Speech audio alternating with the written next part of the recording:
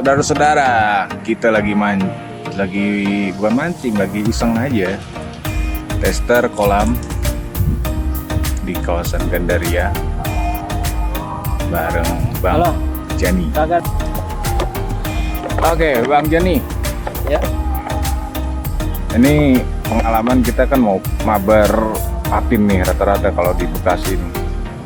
Ada trik and tips nggak untuk saudara-saudara subscriber dan viewers? Trik mancing patin. Jadi gini, ada trik untuk patin itu.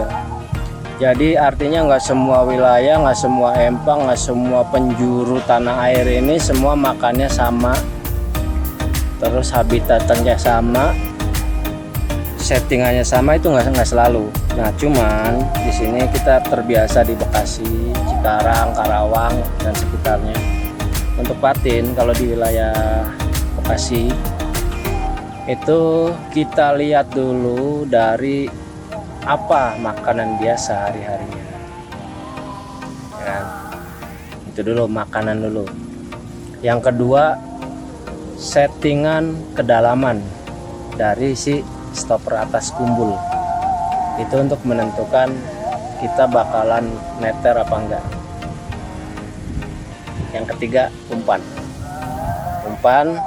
di sini mengacu kepada poin yang pertama, yaitu makanan sehari-harinya. Habitat si patin itu makan apa.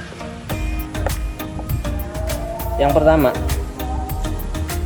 sebelum kita ikut borongan atau mancing harian patin, kita kalau bisa tanya dulu, itu ikan dari mana sumbernya.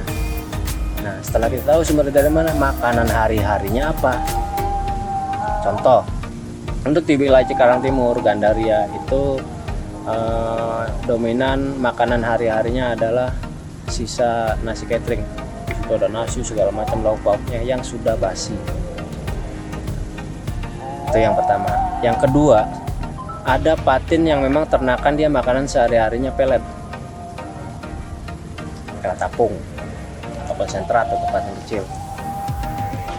Nah dari poin yang pertama ini, setelah kita tahu itu, kita baru aplikasikan ke umpan. Misal untuk umpan yang hari-harinya pakai catering basi, kita pakailah pelet. Misal pelet 781 ditambah sesuatu yang berbau asam, atau bikin seperti umpan hari-harinya dia yang menyerupai, misal nasi padang beli terus dibasiin biar menimbulkan bau asam dari basinya si nasi itu. Nah simpelnya untuk yang pelet, kalau saya pribadi pakai pelet dicampur cuka apel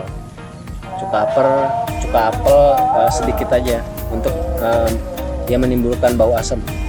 Itu yang biasa saya pakai. Nah bagaimana terus dengan patin yang biasa sehari-harinya dengan nasi catering? Bisa nggak dengan pelet yang lain? Bisa. Misal pelet amis, itu pasti dimakan karena memang udah nggak dipungkiri bahwa patin itu ikan itu semua makan pelet.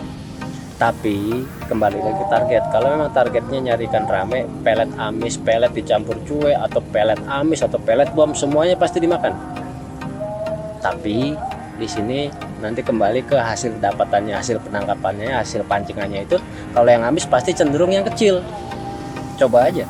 Tapi kalau kita pakai umpan yang lebih asem, jamin dah pasti ikan-ikan monster, ikan-ikan gede yang makan. Oke. Nah untuk yang kedua, perkara stopper pelampung. Kalau misalkan kita pakai pelampung, banyak orang yang mancing nggak dapet padahal umpan sama. Itu kenapa? Mereka nggak tahu mengkondisikan posisi stoppernya, ketinggian stoppernya, kedalaman umpan itu di air, itu dia nggak tahu. Nah kalau misalkan borongan, otomatis pagi-pagi ikan di atas nipatin, itu kita nggak usah dalam-dalam nyeting stopper. Umpan cukup 2 jengkal, 3 jengkal aja udah cukup. Itu pasti dimakan kalau untuk yang borongan. Untuk harian pun kalau pagi ikan patin itu cenderung di atas nanti hilang, ke atas lagi. Jadi setting stopper sesuai kebutuhan, sesuai kedalaman si empang. Kalau empang 1 meter ya nggak usah didasar-dasarin, maksimal kedalaman untuk patin ikan rame itu setengah dari kedalaman si empang. Kalau mau nyari ikan gede boleh turunin. Gitu. Untuk kail masing-masing punya pilihan. Jadi kesimpulannya untuk patin itu pertama di habitat aslinya dia dikasih makan apa sehari-hari, baru kita aplikasikan ke umpan.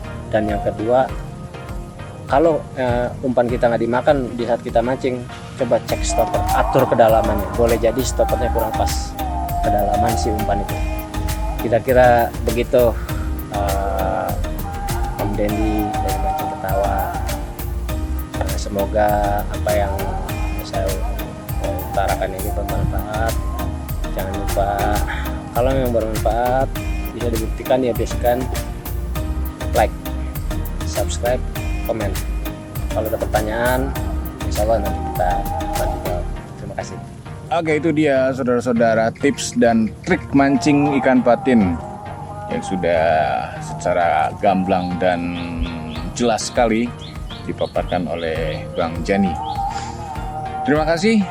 Mudah-mudahan bermanfaat. Perjalanan kita hari ini kita tutup sampai di sini. Jangan lupa like, share, dan subscribe. Tinggalkan komen juga untuk yang ingin bertanya. Nanti Bang Jani sendiri yang akan langsung jawab di kolom komentar.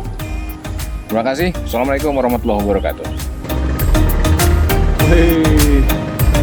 Ikan mahal. Apa tuh? Loso, gabus males.